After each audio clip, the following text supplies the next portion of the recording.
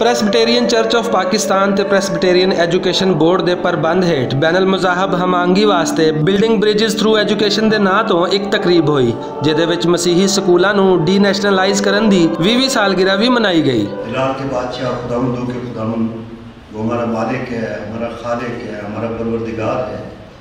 अपने फजल में, अपने करम में, अपनी रहमतों में तू हमें रखता है, उसके लिए तेरा शुक्र अदा करते हैं। हम अपने मुल्क के लिए तेरा शुक्र अदा करते हैं जिसमें खुदा तूने हमें रखा, इसलिए कि हम यहाँ पे नेकी रास्तबाजी फैलाने वाले लोग बने।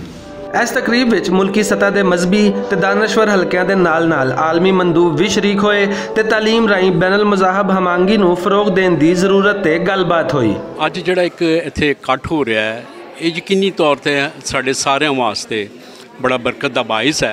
खास तौर पर जिन्ने भी साडे इत्थे मसीही ते दूसरे भैन भरा ने मुस्लिम कि असी एक दूजे नूं जानीए पहचानीए ताकि असी आपस च मिल के अगे वध सकीए ताकि मुल्क की तरक्की हो सके और असी एक दूजे नूं अच्छी तरह पहचान सकीए कि किस तरह इस दुनिया के उत्ते जदों कि खुदा ने सानू भेजिया है कि असी किस तरह इस दुनिया के उत्ते दूसरिਆਂ वास्ते वो रास्ते और वो नेक और अच्छे काम कर सकीए। जे असी अपने पिछोकड़ वाल ध्यान करिए तो सानू पता चलता है कि मसीही स्कूल किसी दौर में तालीमी म्यार के हवाले नाल बहुत अगे निकल गए सन ते नवाज शरीफ समेत कई वड्डे नां इन्हां स्कूलों चों ही पढ़ के निकले सन जिहड़े मसीही तंजीमां दे प्रबंध हेठ चलदे सन। साडा चर्च जिहड़ा है प्रेस्बिटेरियन चर्च ऑफ पाकिस्तान, असी कौम दे लिए काम करने आ ते उस काम दे विच असी सिर्फ क्रिश्चियनां दा भला नहीं करते, असी मुसलमानों नूं भी साथ साथ लेके चलते हैं।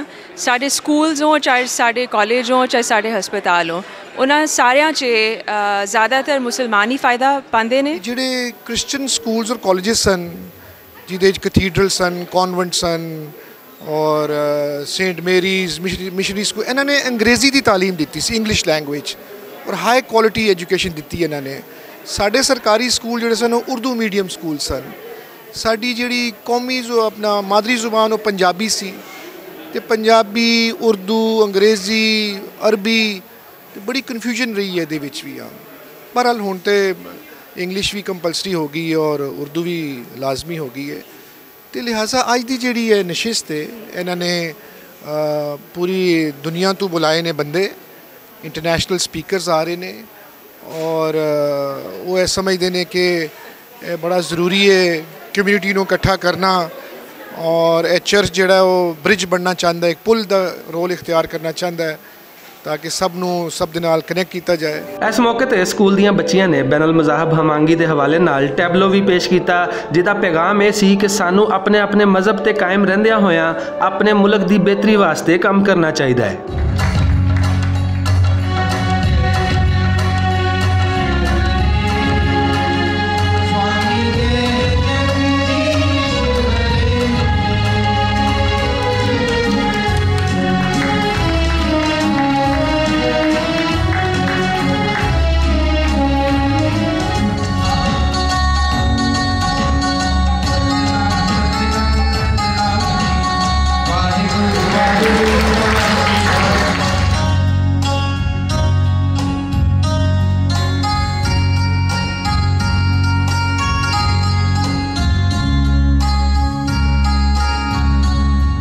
तकरीब में शामिल नामवर अदीब डॉक्टर कमल फिरोज होरां इस मौके पर आख्या कि इस तकरीब में मसीही रहनुमावां दे नाल नाल दूजे मज़ाहिब के लोगों को भी बुलाया गया है जिहड़ा कि बैनल मुज़ाहिब हमांगी की बेहतरीन मिसाल है। तमाम मसीही जितने भी चर्चिज़ ने, कलीसियावां ने, उन्हां दा एक मुश्तरका इजलास है और इहदे विच मुख्तलिफ जिहड़े अकायद के लोग ने, मसालक के लोग ने, उन्हां नूं भी मदू किया गया। अमरीका तो आए लोगों ने भी ना सिर्फ पाकिस्तानियों की मेहमान नवाजी का शुक्रिया अदा किया बल्कि पाकिस्तानी स्कूलों में बच्चों को मिलने वाली तालीम के म्यार को भी काबिल तहसीन करार दिता। Trish McGehee Sargent and I'm from the USA. I'm privileged to be in Pakistan now to visit the Presbyterian Education Board and see the schools where quality education and see the beautiful children that are so vital to this community and this country. and we have been blown away by the hospitality of. Some of us have been staying at Kinnaird College, where the students, we saw a wonderful program this morning, dance and poetry and demonstration of Pakistan history that we've enjoyed so much. And shukriya. आलमी सतह ते पाकिस्तान नूं अकलीयतां वास्ते बेहतरीन मुल्क करार नहीं दिता जाता। हालांकि हकीकत ये वे कि पाकिस्तान दी अकलीयतां नूं भी वो सारे हकूक हासिल ने जिहड़े पाकिस्तान विच वसन वाले किसी भी मुसलमान नूं रियासत वल्लों मिलदे ने। कैमरामैन जिशान भट्ट दे नाल असगर अली, भुलेखा टीवी, लाहौर।